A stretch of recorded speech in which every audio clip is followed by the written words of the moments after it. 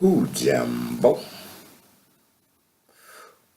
Fura Sabasiku, Kuana Fura Kwahu Rafiki, Miminiku Bana way, Moses Banga, in the name of the God of gods, in the name of the God of gods, the begotten Son, Emmanuel, God with us, in the name of the God of gods, begotten Son, my big brother, our big brother, Emmanuel, God with us, God with me, God with us. Peace from above, peace from above, peace from above. How y'all doing? Good to see you. Glad you're back. As always, the first book of Moses, Genesis, chapter 44. Let us begin. And he commanded the steward of his house, saying, fill the men's sacks with food as much as they can carry, and put each man's money in the mouth of his sack. Also put my cup, the silver cup, in the mouth of the sack of the youngest, in his grain money. So he did according to the word that Joseph had spoken. As soon as the morning dawned, the men were sent away, they and their donkeys. When they had gone out of the city and were not yet far off, Joseph said to his steward, get up, follow the men, and when you overtake them, say to them, why have you repaid evil for good? Is not this the one from which my Lord drinks, and with which he indeed practices divination? You have done evil in so doing. So he overtook them, and he spoke to them these same words. And they said to him, why does my Lord say these words? Far be it from us that your servants should do such a thing. Look, we brought back to you from the land of Canaan the money which we found in the mouth of our sacks. How then could we steal silver or gold from your Lord's house?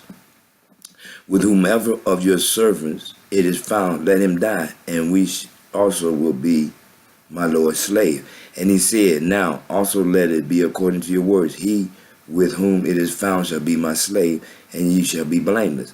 Then each man speedily let down his sack to the ground, and each opened his sack. So he searched. He began with the oldest and left off with the youngest. And the cup was found in Benjamin's sack. Then they tore their clothes, and each man loaded his donkey and returned to the city. So Judah and his brothers came to Joseph's house, and he was still there, and they fell before him on the ground. And Joseph said to them, what deed is this you have done? Did you not know that such a man as I can certainly practice divination? Divination. Then Judah said, what shall we say to my Lord? What shall we speak? Or how shall we clear ourselves? God has found out the iniquity of your servants. Here we are, my Lord's slaves, both we and he also with whom the cup was found. But he said, far be it from me that I should do so. The man in whose hand the cup was found, he shall be my slave. And as for you, go up in peace to your father. Then Judah came near to him and said, oh, my Lord, please let your servant speak a word in my Lord's hearing, and do not let your anger burn against your servant, for you are even like Pharaoh. My Lord asked his servants, saying, have you a father or a brother? And we said to my Lord, we have a father, an old man, and a child of his old age, who is young. His brother is dead, and he alone is left of his mother's children, and his father loves him. Then you said to your servants, bring him down to me, that I may set my eyes on him. And we came to you, my Lord. The lad cannot leave his father, for if he should leave his father would die. But you said to your servants, unless your youngest brother comes down with you, you shall see my face no more. So it was, when we went up to your servant, my father, that we told him the words of my Lord. And our father said, go back and buy us a little food. But we said, we cannot go down. If our youngest brother is with us, then we will go down.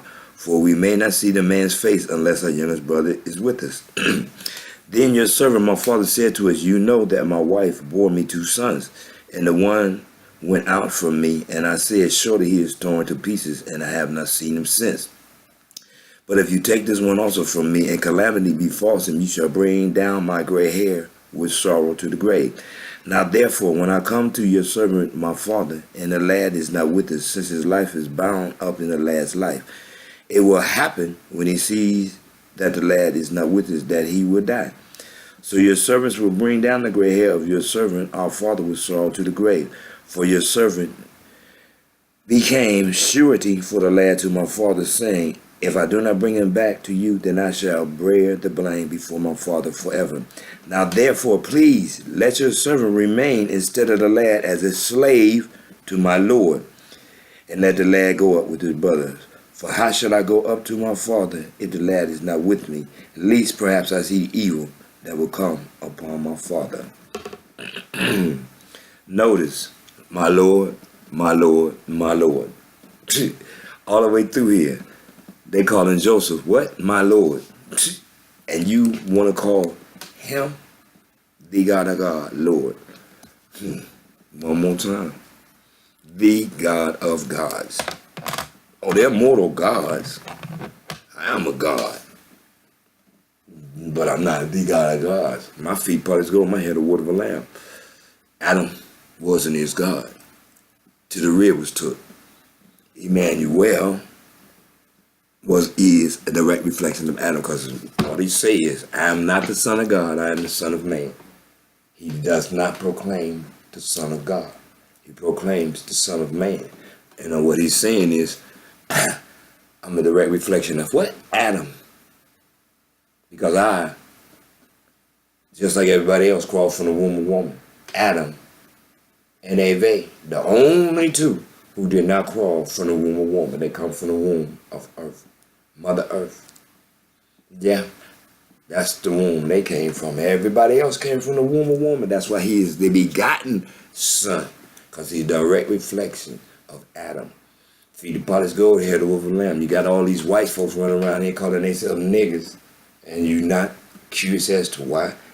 Niggerity, N-I-G-R-I-T-I-A. Maximize that blacksness, blacks to the max, is to know that, hey, even Africa, A-F-R-I-C-A, the I is E. Kiswahili. Moja Kubena, Mimi, Kubena, na way, in the name of the God of gods. Peace from above. Peace from above. Peace from above.